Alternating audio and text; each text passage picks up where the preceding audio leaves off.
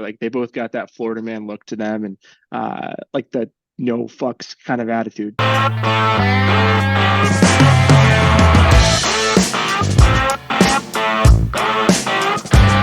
Hey everybody, you're tuned in to another episode of the Flea Flicker Show. We are your hosts. I am Fred. That is Dre.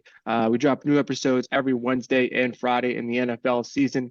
Make sure to subscribe wherever you get your podcast and subscribe on YouTube. Follow us on social media at Flea Flicker Show. Dre, tell them what we got going on. Yeah, dude. So this is the Week 16 wrap-up recap show. I had a horrible Christmas football-wise. It was a good Christmas with the fam. Good Christmas overall. Horrible football, though. I lost every single game, including fantasy, and I don't want to talk too much else about it. But I will mention our record for the week. I went a respectable 9-7. Fred, you went 12-4. You had a great week. I think every one of our splits, except the Cardinals-Bears game, every one of our splits, you won. So, yeah, bravo. Yeah, and if I went the way that I actually thought, with the team that I actually thought was going to win that game, being the Bears, 13-3. So, but still, 12-4. It was good. Christmas was very good. Swept that day. So that was the big. That was the difference. Man. Yeah, I made up 3 games. Made up 3 games on the tally. Yeah, and now you're only 3 games back. So it's coming down to the wire. We'll see what happens with the preview pod on our next show with that. But for now, let's talk about some playoff news. A couple teams clinched this week. The Lions, big news, they clinched their division for the first time in 30 years. Good for Detroit, good for Detroit fans, good for the team, good for everyone involved. That's definitely amazing. Dan Campbell was amped, and I got something that I want to point out for their record. This is a Browns and Lions stat. So for the first time in 70 years, the Browns and the Lions have 10 wins in the same season. Oh my God. Detroit and Cleveland, bottom feeders, both on top. That's crazy. Browns not necessarily on top, but they're 10 wins. They're respectable, and their Flacco's looking good. Heck yeah. I can't wait to see. I'm assuming they're going to make the playoffs at this point, and I'm pumped to see them in there. But yeah, other than the Lions, the Dolphins clinched the playoffs, which we knew was going to happen. Can't wait to see them in the playoffs as well. They had a big game we'll get to. And then there were 2 teams that also unfortunately got eliminated this week. First team, my New York Giants. Sad to see it happen, but we knew it was coming from like the first game of the season, pretty much. It was horrible. So yeah, we knew it was coming. They fought a good game, but they are eliminated. And the Chargers are finally put out of their misery as well. So there we go. Clinched teams and eliminated teams. You got anything else, or you want to get into it? We can get into it, man. I don't have anything else other than I hope everybody had a great Christmas, a very Merry Christmas, and you had a wonderful time with your family. Were able to get a break from work and get a break from the grind to spend that time with your loved ones and really enjoy the day. So that's the only 2 cents I had. But let's get into the games. Yeah, the holiday season is almost over. I also hope you guys all enjoyed it. But let's move to Thursday night football in LA. The Saints and the Rams went to battle. This was a big game for both teams. The Rams trying to make the playoffs, fighting their way through. They look pretty good. The Saints trying to get that division win. They're still up for grabs in the wild card as well. This turned out to be a good game. The Rams took it 30-22. They took a really big early lead, 30-7, but the Saints really came back and they tried to take it. But listen, Puka Nacua was going crazy in this one, man. And for fantasy, that was the first dagger in my in our game, fantasy wise. But yeah, that was great for me, bad for you. But this went the way we thought it was going to go, kind of. We thought it was going to be relatively close. The Rams got out to that huge lead, like you said, and we thought it was going to be an absolute shit show. But the Saints battled back, but the Rams are looking like a serious playoff hopeful, and they could make some noise here at the end of the year. Yeah, for sure. Kyron Williams did well. Demarcus Robinson had like one of the best games of his career, I feel like. Demarcus Robinson is quietly very good right now. He's put up like 5 really good fantasy games in a row, where he's had like 6+ targets each game, 10+ points, most of which are like around 15 or more. So he's actually been pretty solid, and it's like, where did he come from? Yeah, I'm going to be honest, I didn't know his name. So very impressive. From Oregon, right? Maybe. I didn't look him up. I believe you when you say it, though. Demarcus Robinson, Oregon, nasty. Hopefully, I didn't misspeak there. I do have a stat for you as well after this game. What is it? Rams rookie nose tackle Kobe Turner. Have you heard that name before? Nah. Yeah, the rookie nose tackle on the Rams. After Thursday, he led all rookies in sacks with 6.5. That's pretty impressive for a nose tackle. Very impressive for a rookie nose tackle. Yeah, that's very impressive. If any tackle that was a rookie led in sacks, I would have thought it was Jalen Carter. But That's what I thought uh, too.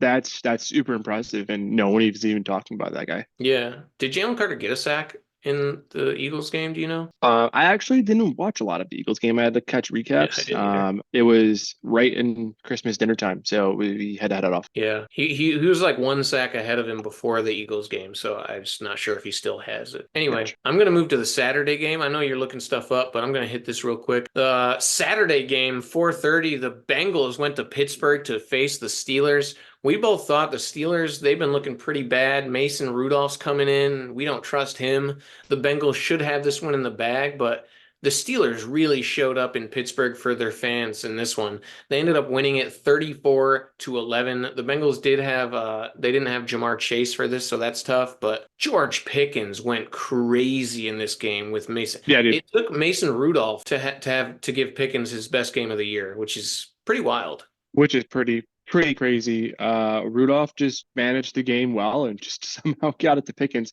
The crazy thing is that Pickens had all of his yardage on like 6 catches. So no, not even 4 catches for 195 yards and 2 touchdowns. He literally had there was less than 100 yards that Mason Rudolph had that didn't go to Pickens. That's insane. Honestly, Rudolph, this is one game. So Yeah. this is kind of a crazy thing to say, but he could be a better option than even Kenny Pickett. Like, because Pickett wasn't that impressive. He's just like a little game manager, you know? Yeah. I think Pickett definitely has more talent. But in what came out on the field, I mean, this is the best that the offense looked for the Steelers this year. Granted, the Bengals haven't been performing very well on defensively late, but they couldn't do much of anything. We got mostly the Jake Browning we thought we were going to get. He still had Mhm. 335 passing yards, but threw 3 picks. So Yeah, this it's tough. was a kind of a wake up call on the Jake Browning train that's been the Cinderella story so far. Yeah. And once again, it looks like we may have condemned a team a little too early with the Steelers running back, trying to make the playoffs. Who knows? Who knows at Yeah, this point who's going to make the playoffs in that, not even that division, but that entire conference? It's crazy. yeah. I mean, it's still the top dogs that are going to make the noise in the playoffs.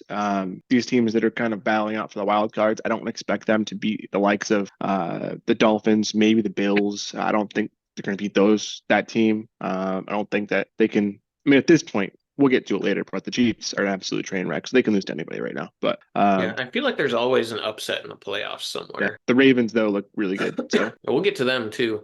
yeah. Let's move to Saturday night, though. Another LA-based game. The Bills and the Chargers went to battle. Chargers, no Keenan Allen for this one, which screwed me. But anyway, the Chargers put up a very surprising fight here with Coach Giff leading the team in his first Yeah. game. Easton But Stick like you said, looked good. teams are usually inspired after the coach firing. And they usually play better for the new coach. And that's what they did. They played better for Gift than they did for Bradley all season. Even without Keenan Allen, they were right in this game. And it took a last second field goal, literally, Mhm. for the Bills to win this game. So Josh Allen didn't look great. 1 TD, 1 pick. About 230 yards. So it doesn't look like his best self out there. Literally everything that he did in this game too was going to Gabe Davis. So Stephon Diggs was a non-factor in this game, but I like to see them using the run game more.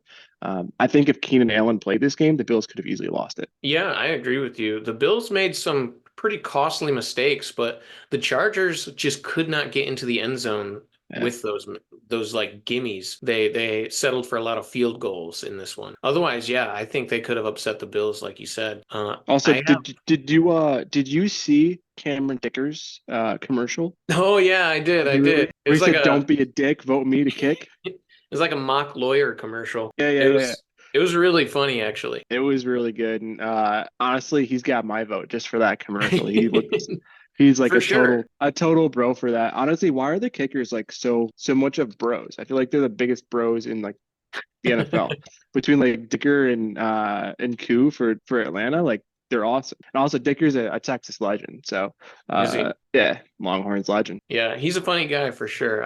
He's got my vote too. I have a Yeah, stat for you for this game though. go Actually, ahead. let's make it a trivia question. Ooh, So Josh Allen, with this game, he is now the second quarterback in NFL history to have more than 50 rushing touchdowns. Who is number one? Mike Vick. See, that's what I thought too. Michael Vick actually only has 35, I think, maybe 36, something like Oh that. wow. Yeah, he didn't get as many rushing touchdowns as we may have thought. Maybe prison affected that, but it's actually Cam Newton, the legendary Oh running quarterback yeah. himself.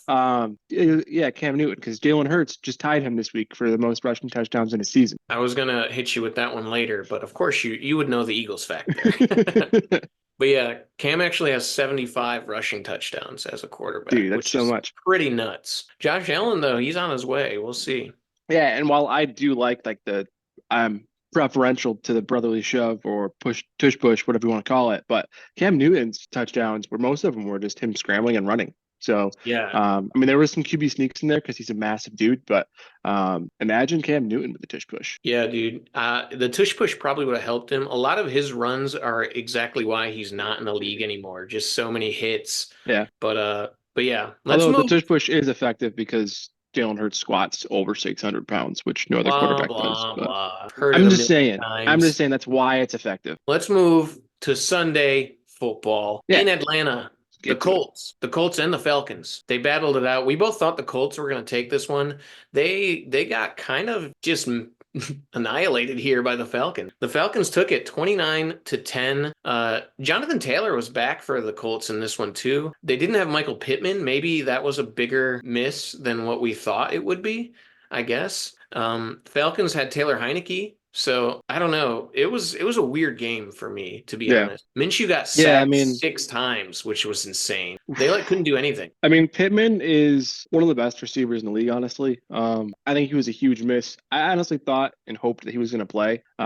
He didn't, and it was really just Josh Downs could be the only target there. And as a rookie, that's kind of tough. But the Falcons, Art Smith, coaching for his job, wisened up in this game and used his best player as the highlight of the offense. So Bijan Robinson led the team in targets with 12, and ended up leading them in receiving with 7 receptions for 50 yards and a touch or no touchdown in the air. But he had led the backfield in carries, had a TD. So like he was the focal point of the offense, and that's why you drafted. Like you drafted a player of that caliber to be the focal point of the offense. I thought he had a TD. He did not have a TD. I stand corrected. He was vultured by Algier.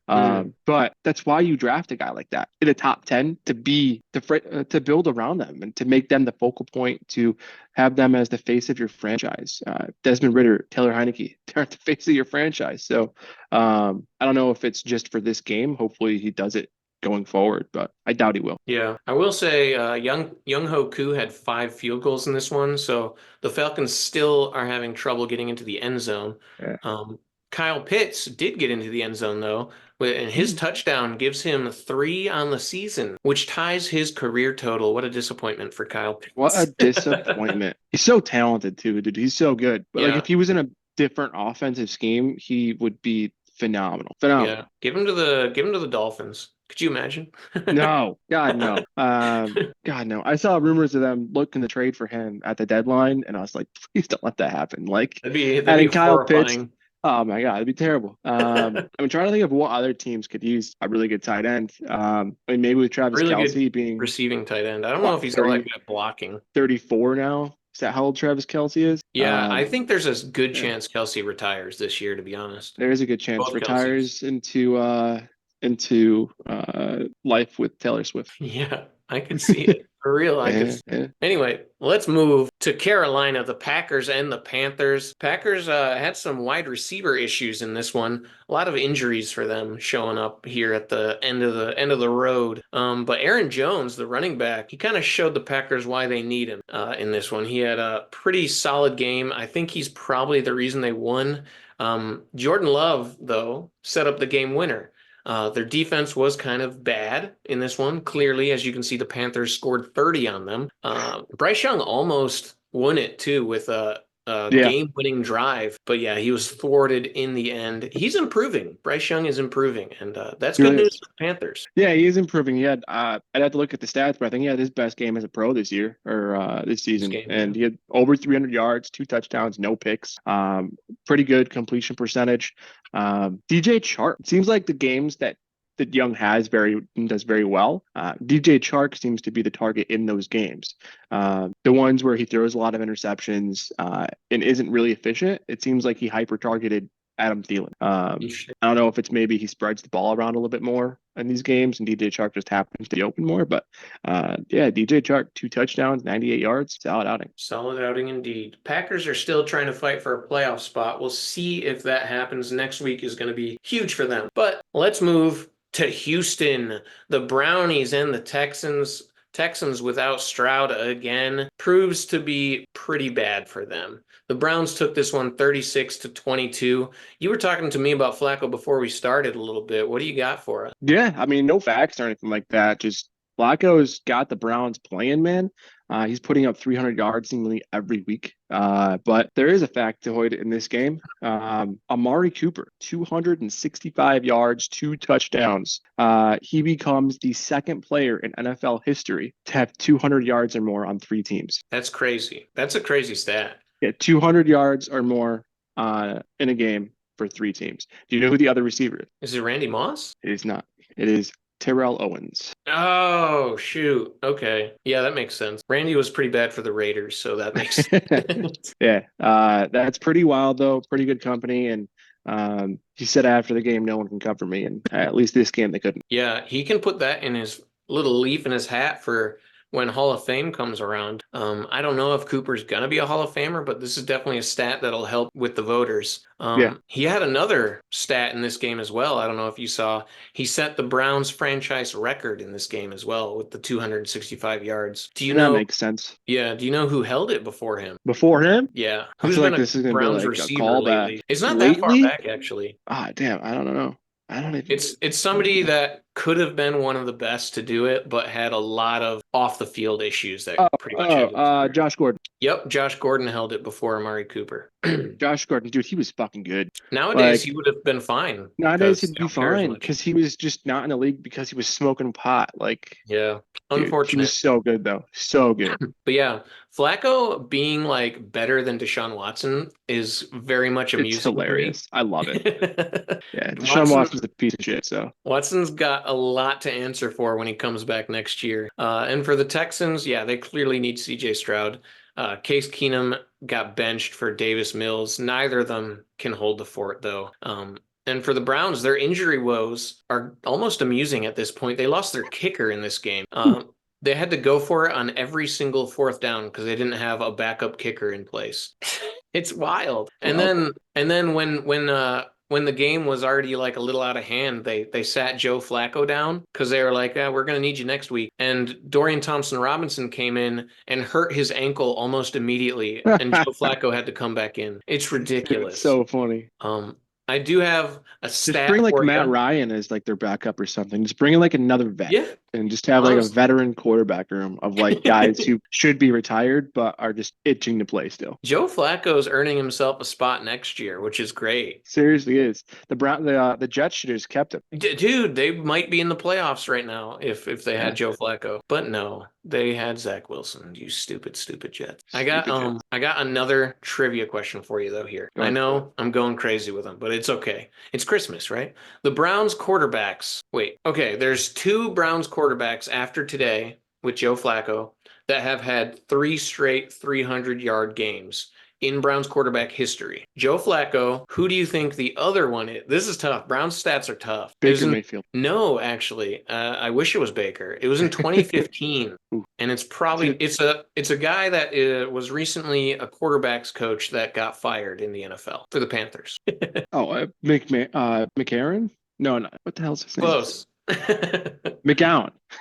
McCown, yeah, Josh McCown in 2015. Josh McCown. What? 3 straight 300-yard games. That's an unexpected name there. Yeah.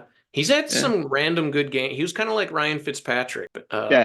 in his day. I liked him. He was the backup in Philly for a little bit. I liked him. I like Josh McCown. I was very sad when the Panthers fired him, but oh well, shit happens, I guess. Honestly, he'll probably get hired somewhere else. Yeah, I think so. Let's move though. I'm taking too long on this stuff. Let's move to Minnesota. The Lions and the Vikings were duking it out. This was actually a pretty solid game. The Lions did take it 30-24, but the Vikings had some injuries unfortunately pop up in this one. Unfortunately for my fantasy team as well, they lost the rookie receiver Addison to an ankle injury. TJ Hawkinson came up with a not good looking knee injury in this one. I don't know how bad it's going to be, but I'm assuming he's at least going to miss. I'm assuming he's going to miss the rest of the year. Let's be honest. There's 2 games left, unless they somehow make the playoffs. But yeah, the Vikings, what I said about them before the game happened, they're going to put up a fight and they're going to go down swinging. And that's exactly what happened. Nick Mullins threw for 411 yards, slinging it all around the gridiron. And Jefferson had a huge game, kept it close, but Mullins also had 4 interceptions. So I think that pretty much clinched that one for the Lions there. Yeah, this game should not have been close at all. Mullins 411 yards is crazy. So it makes you kind of wonder about the pass protection, or not pass protection, the pass defense that the Lions can pose going into the playoffs when they face better offenses. Another game down, though, another game that the stars for the Lions are inching ever closer to having kind of elite territory of 1,000-yard performers on four fronts.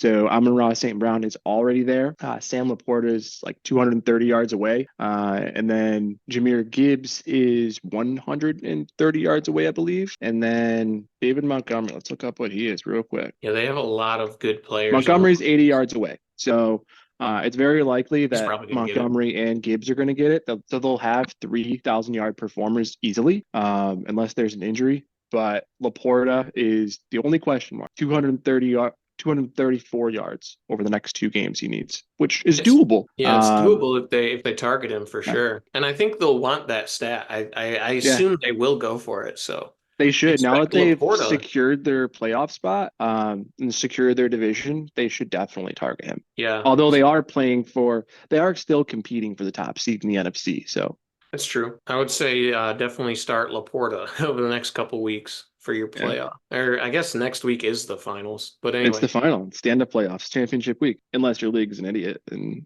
your commissioner is an idiot and puts the final week of the season as your championship week, which teams bench half their players. So yeah, that'd be no bueno. Your league needs to change things if that's how it is. Yeah, very true. Yeah. This game kind of made me feel bad for Minnesota and Vikings fans, though.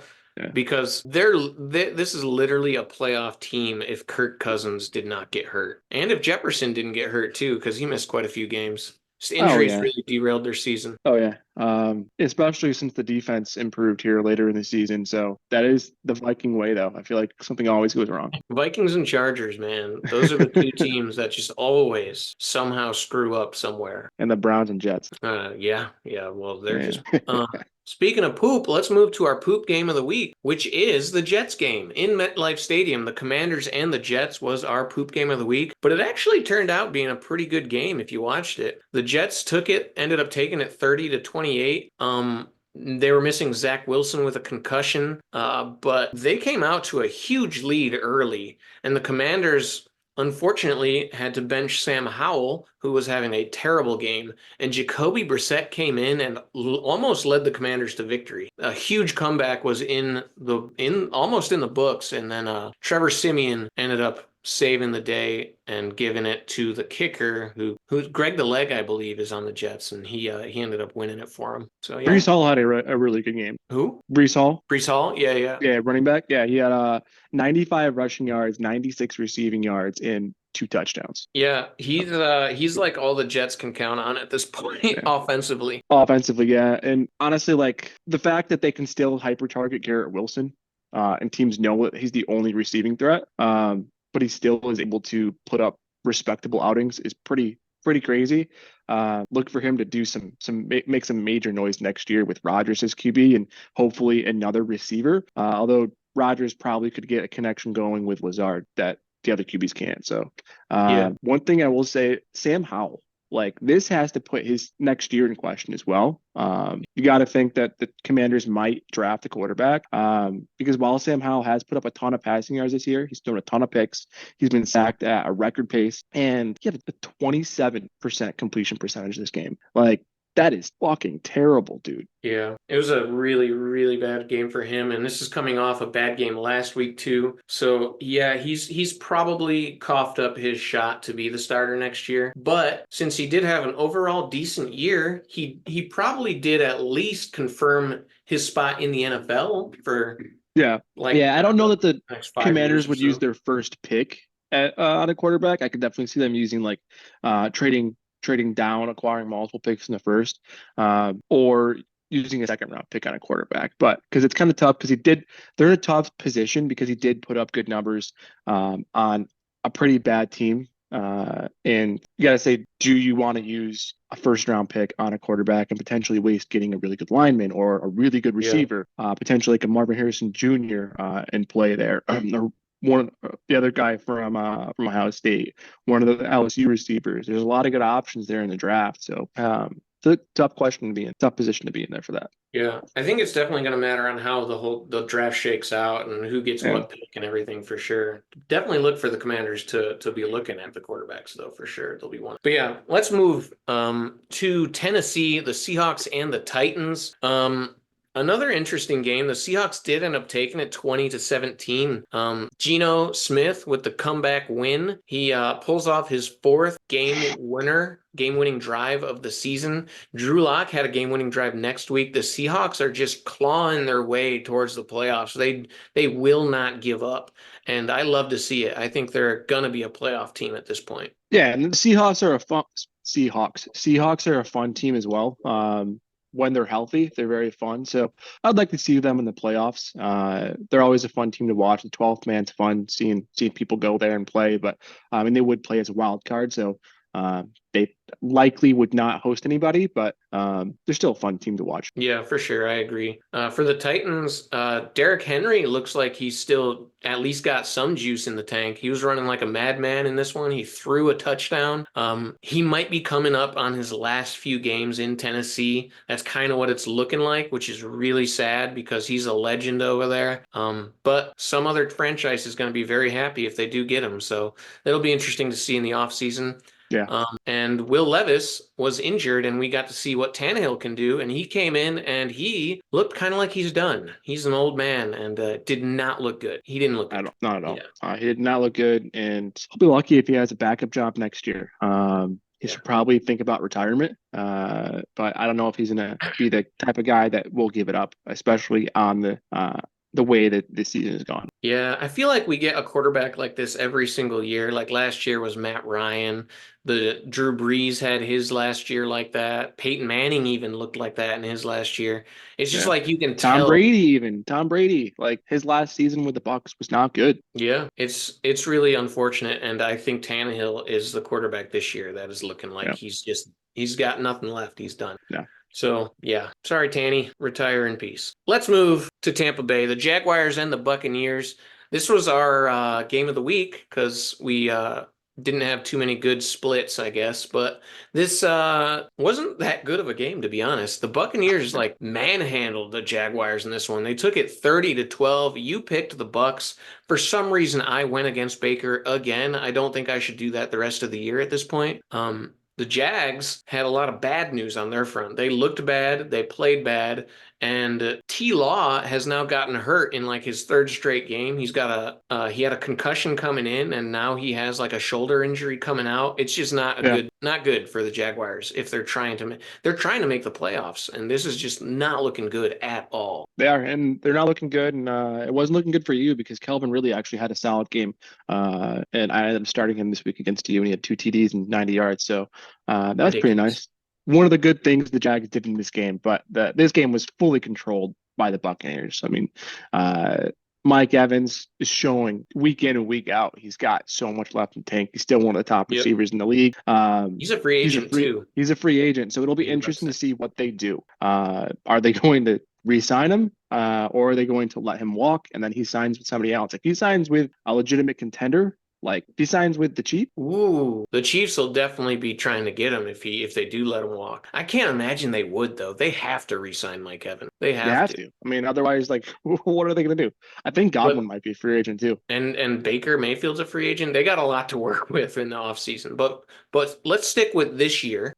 Tampa's like a perfect spot for Baker Mayfield, I think. He looks really good. The past And few weeks he's been phenomenal, and this game was no different. I don't have he his fits in stats. as the with the Florida man kind of idea Yeah, there. He fits it. it's perfect for him, Tampa Bay. Yeah. Like, what would Yeah, be he's a kind of better spot cool. for him? He's I don't kind of know. trashy. Exactly. Uh, I feel like the only better look would be like maybe Gardner Minshew in Florida. that was my exact thought. Yeah, yeah. And he was in Florida. He was in Jacksonville. But Yeah. yeah, that was my exact thought. Like they both got that Florida man look to them, and like the no fucks kind of attitude.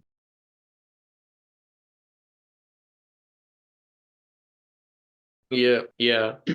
For the Jags, though, they've lost four straight now, and the losing and the injuries are coming at the worst time for them because the Colts and Texans are right on their ass, still looking to take Yeah, this division. Luckily for the Jags, both of them also lost, so they didn't lose any ground. But I don't they know didn't what gain they're any gonna ground. do. They're all eight. They're all 8-7. So Yeah, I don't know what they're gonna do with Trevor Lawrence's situation though. Like, I feel like they should probably rest him, but it's kind of hard to say rest him if he's able to go out there and play with the playoffs on the line. yeah, So it'll be interesting what they're gonna do after this one. But yeah, they lose a big one here. Let's move to Chicago. The Cardinals and the Bears were going at it, and the Bears kind of took this one in convincing fashion. They won 27-16. The Cardinals tried to come back from an early hole, but the Bears kept them away when it mattered. Justin Fields and Khalil Herbert were both gashing the Cardinals defense for yards all day long. And Cole Kmet was having a good game too. He did get injured. Unfortunately, we'll see if he can come back and play next week. You messaged me in the middle of this game. Do you remember what you said to me about this game? I don't remember. It was so funny. You were like, Mercedes Lewis touchdown? Oh, yeah, yeah. Mercedes Lewis sighting, dude. Like I didn't even know he was still in the league. And it's crazy. His Dude, touchdowns for 1 yard. It was a 1 yard touchdown. Like what more of a Mercedes Lewis stat is that? he's been in the league since 2006. Was Been in that the league the for almost Hurricane 20 Katrina years. year? That's almost 20 years. Yeah, I'm pretty sure that was the Hurricane Katrina when the Saints ended up winning the Super Bowl. I think it Tell me was. it's not scripted, but yeah, Yeah, he's 39 years old. He's an old man. Good for him for getting the touchdown. yeah, That's all I yeah, got for yeah. this. Yeah, I don't have much for this game. I mean, Kyler Murray, he played well despite not really having many options, no one to really throw to. Like you said, there was no Marquise in this game, so Yeah. he did his best with James Conner, Greg Dortch, and Trey McBride. Not the best supporting cast in terms of receiving options, Yeah. They need to add some players if they want to be respectable next year. But for sure. they were fighting at least, so there you Yeah, go. imagine we'll draft the top one of the top receivers in the league in the draft. Probably. Let's move to Miami, the Cowboys and the Dolphins, and one of the best games that we were looking forward to. And it was a pretty solid game. I thought there was going to be a little more explosion going on in this game, but both Yeah. defenses pretty much came to play actually. The Dolphins ended up squeaking it out 22-20. We both are very happy about that because, screw the Cowboys. But yeah, a lot of defense and a lot of field goals. Somebody had to Yeah, win. another game that ended by a last second field goal. Yep, somebody had to win, and Tua came out with the game-winning drive to set up that field goal, and they pulled it out. Very hard-fought victory. The Dolphins needed to show that they could win a game like this, and the Cowboys, once again, not at home. They are not the same team. Not at home, not on turf. CeeDee Lamb did have a good game. He It's had a, it's a good game every week, though. yeah. Like He's CD's a consistently good receiver. He's going to give you 100 yards and a touchdown almost every week. Yeah, he's very explosive. The Dolphins, Jalen Waddle did not finish the game, unfortunately. He had a little, I can't remember what the injury was, so I'm not going to speculate on it, but hopefully we can see him next week because I don't think Did it he was. have like an ankle injury that forced him to unintentionally waddle? I don't know. I was going to say heel injury, but I'm not entirely sure. I don't remember what it was. But yeah. Dolphins won. Yeah. Let's move to Sunday Night Football in Denver. The Patriots and the Broncos. We both thought the Broncos were going to kind of steamroll, but the Patriots kind of showed up to play. I think they're showing up for Belichick with his name on the line here at the end of the season. Yeah. They ended up taking it 26-23, and the Broncos, they really needed this win, so that's going to be tough. I don't know how they can come back from this and make the playoffs. Yeah, and there's something we should have looked at in this game is that their offense has been predicated by Courtland Sutton. Outside of Courtland Sutton, there's been no offense. And one thing that Bill Belichick, even in these struggles, does is take away the best option in their team. So he took away completely Courtland Sutton. And outside of him, there isn't really anything there, and there wasn't anything there. So, but Patriots, you got to think that Mac Jones, his days as a starting QB in the NFL, at least for the New England, are over because they will probably draft a quarterback. But Bailey Zappi has this team winning, and he has the team performing on offense, which Mac Jones could not do. So he's at least got himself in the QB discussion for the New England next year. Yeah, Zappi might not look super talented, but he looks way more confident back there than Mac Jones, and that's all you need for a Patriots offense, really. Yeah. So yeah, I think Mac Jones is for sure done. They'll probably try to trade him or something, I would guess. Goose is cooked. Yeah, the Pats defense was crazy though. They sacked Russ 5 times. 3 of them came from Christian Barmore alone. Yeah, and Sutton, to be fair, we didn't know that Sutton was also going to get hurt in this game. He did end up getting hurt in before the half. So yeah, the Broncos, like you said, even before that, though, he was completely shut down. Yeah, you're right. No targets, no catches. Yeah, so it was rough for him. We'll see if Sutton can play next week. They very much need him to. So yeah, let's move to Monday football. The Christmas Day. Monday, Christmas Day was a rough day. I lost literally every game that I picked, and we split on all of them. So you won. You had a great Christmas.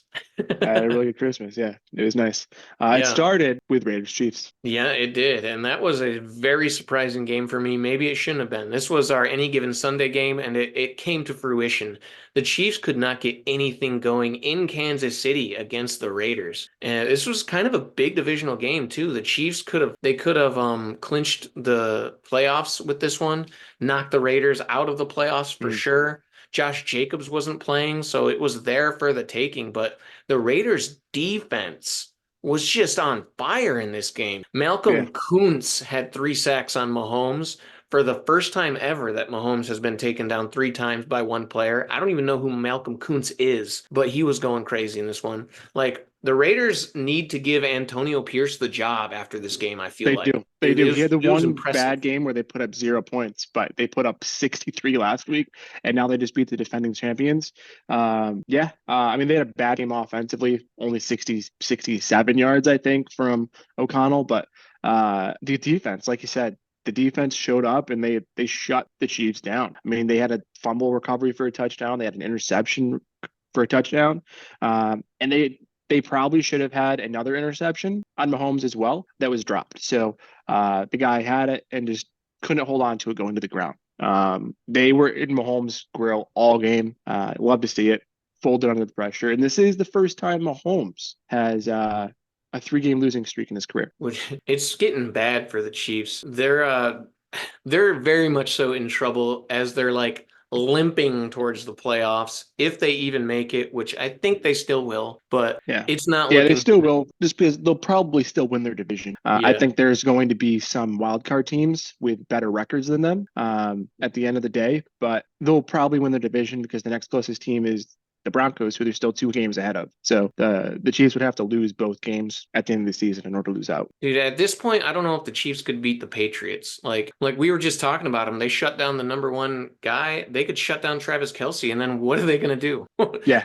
And in this game, like, Mahomes 27 for 44. Like, that's not a good game for Mahomes. Like, he had open receivers, so we harp on his receivers all the time. There was guys that were getting open, and he just was not seeing them or not hitting them. A very non-Mahomes type game here, and you've seen a lot of the elite quarterbacks have these games this season where they're just missing receivers or not even seeing them. I don't know what's going on. I don't know if every quarterback in the league somehow needs like LASIK surgery now, but the field vision just isn't there for Yeah. guys that have had it their whole career. You're starting to see a little bit of implosion on the sideline for the Chiefs too now. It's like a couple weeks in a row where we've seen like yelling and shoving going on. And in this one, I don't know if you saw it, but Travis Kelce, there was like a little something going on, and Travis Kelce was starting to like go towards it. And Andy Reid literally like shoulder checks him like, "Hey, don't Yeah. you get involved." Did you see he threw his helmet too? No.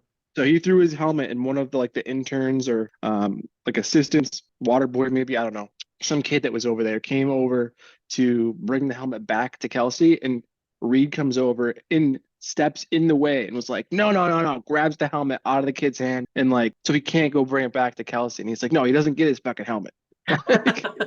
Wow. Yeah. It's just an implosion going on in Kansas Yeah. City. So it's The feel-good story might be over, man. yeah. All they needed was Taylor Swift. She's gonna have some banging songs to come out of this. Let me tell you. Yeah.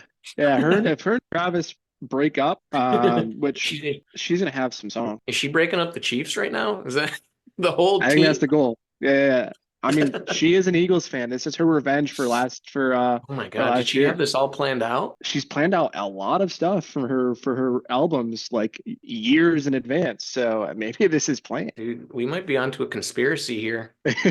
That's crazy. I don't even want to talk about this anymore. I'm scared. What will happen? Let's just move off Reed's this gonna game. come knock on my door and Let's just move off the game. I'm scared. I'm getting scared. Let's move to the worst game of the week. The Giants going to Philly to face the Eagles. It was actually a solid game, but I was very sad by the end of it. The Eagles did win it 33-25. Tommy DeVito, the legend for the Giants, got benched in this one. Tyrod Taylor came in and looked better. I'll give it to Tyrod. He did look better. I'm assuming he's going to get the start next week, but the Giants are eliminated anyway, so who cares? Adoree Jackson gets a pick six, and you mentioned the stat earlier. What did you say the stat was again for Jalen Hurts? He tied Cam Newton for the most rushing touchdowns in a single season for a quarterback. He tied it, and then he actually ended up breaking it. I don't know if you saw that one. Yeah, his 15th rushing touchdown beats Cam Newton, who had 14 in 2011. So brotherly shove, powering him to history. Yeah, good for Jalen Hurts, I guess. You got anything else for this one? Yeah. I didn't write down shit. I wasn't happy about 33-25. Honestly, like some of the problems for the Eagles still popped up. They kept the Giants in the game. So I know Hurts threw a pick where Goddard fell down and was returned for a touchdown. The Eagles ran into their own players on a punt return, which was recovered and then ran in for a touchdown by Barkley.